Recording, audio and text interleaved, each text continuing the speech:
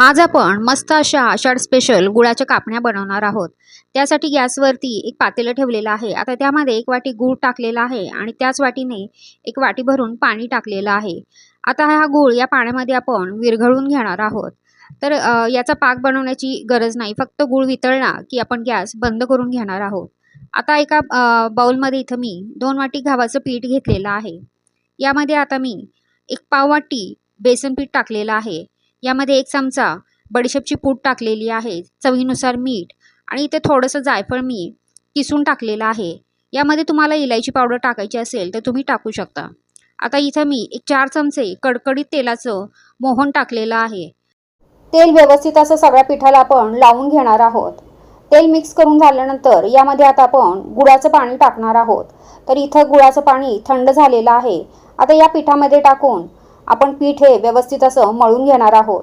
तर गुळाचं पाणी टाकताना थोडं थोडं करूनच टाकायचं, एकदम टाकायचं नाही, नाहीतर पाण्याचा अंदाज आपल्याला येत नाही। तर इथं माझं पीठ मळताना थोडंसं गुळाचं पाणी शिल्लक राहिलं होतं। जर पाणी कमी पडलं तर थोडं पाण्याचा हात तुम्ही लावू शकता। तर अशा पद्धतीनं पीठ आपलं मळून झालेलं आहे। एक 10 मिनिटं ठेवून आपण नंतर कापण्या बनवायला घेऊयात।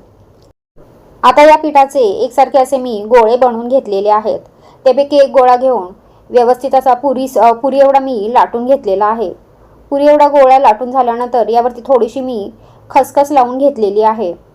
खसखस लावून परत एकदा यावरती लाटणं फिरवून थोडीशी मोठी पोळी आपण लाटून घेणार आहोत। तर चपातीपेक्षा थोडीशी मोठीच लाटायची। तुम्हाला जर दोन्ही बाजूनी खसखस लावायची असेल तर तुम्ही लावू शकता। मी इथं एकाच साईडला खसखस लावलेली आहे। आता आपण याच्या कापण्या कापून घेऊयात। तर इथं मी डायमंड शेपमध्ये या कापण्या कापून घेतलेल्या आहेत। तर तुम्हाला हव्या त्या आकारामध्ये तुम्ही त्या कापू शकता। तर अशा पद्धतीने सगळ्या कापण्या आपल्या कापून झालेल्या आहेत।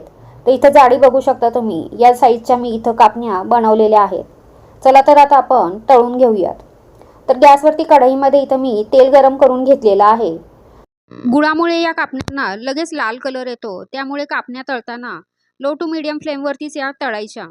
अगदी हाय फ्लेम करून कापण्या अजिबात तळायच्या नाहीत। आता कापण्या टाकल्यानंतर 1 मिनिटांनी व्यवस्थित अशा दोन्ही साईडने आपण सोनेरी रंगावरती या तळून घेणार आहोत। तर अशा पद्धतीनं आपल्या कापण्या इथं तळून झालेल्या आहेत। काढून घेऊयात।